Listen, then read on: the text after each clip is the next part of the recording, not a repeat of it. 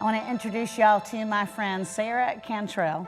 And Sarah's name came to mind so quickly when I began diving into the book of Job, because y'all know we keep talking about the fact that in the economy of God, pain and suffering, it is not a demotion, it's a promotion. Oftentimes, God allows us to go through seasons of suffering to bring Himself glory. And because of a conversation I had with Sarah when I was studying Job, I thought, oh my goodness, we have to get Sarah Cantrell to tell her story of unlikely joy. So I want you to set it up by telling us about your second pregnancy.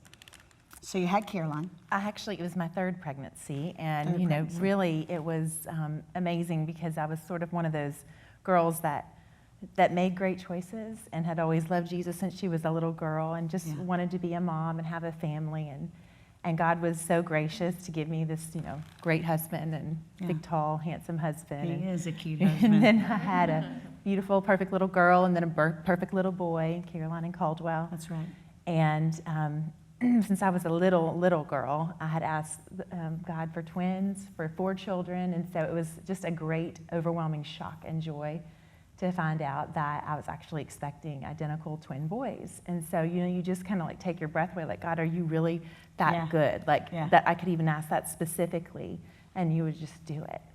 And so it was just so much fun for my family, and especially for my daughter, who was almost 5 at the time. And we sort of, started the whole process. I'm a Southerner, so it was the monogramming everything and the, making everything perfect, and the carriers and just everything. And our heart was just so... Didn't she help you decorate the room? Oh, yes. She helped me with everything. She's a shopper, and it was just a lot of shopping and a lot of, picking out these perfect little boy outfits. And so we were all in for these blessings that God was, giving us. And unfortunately, on October 11th, just in 2011, I just delivered these 2 perfect stillborn baby boys with no warning of anything being wrong.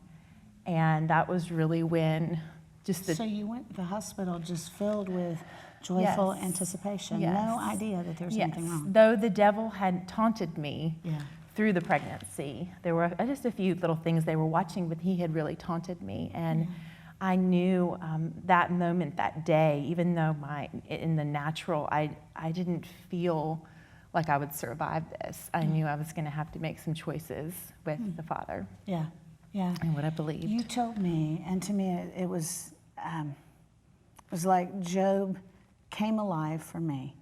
When you told this story, when I read, a commentator said that Job's pain was not punishment, it was a promotion. I saw you in my mind's eye, and it was based on that moment you told me when y'all drove up to your house and Caroline was sitting on the front steps, assuming she was just about to meet her baby brothers that she didn't know. And so when we pulled up, all the way home, I was like, God, how am I going to tell her this? How do you tell a 5-year-old that the babies aren't here? That all the clothes and all the things she was so excited about it's not going to happen. And he told me what to say, and she was sitting on the front porch with my mom, and she had a little smocked pumpkin dress on and bare feet in October, and just waiting for me to come out. And I come out, all the big belly's gone, and where are my brothers? Where are the babies, Mama? And I just said, Caroline, I said, there's just some babies that God chooses to go to heaven. He just takes them, and her little bitty, little brown tan hands just held to her chest. And you want to talk about a but God moment, like a revelation. She said, oh, Mama, He picked you. And what do you say? He picked me. And what the enemy wanted to do to just shatter the dream of my life, it just flipped. And it released. When you talked about the veil, it was like a black curtain fell off. And it was like, boom, here's the revelation. Here's where my life changes. Here's where I see pain, where it releases you into destiny. And there just hasn't been a moment since that day, because there have been no more children. There has not been, something amazing that's happened in terms of children. But that He picked me.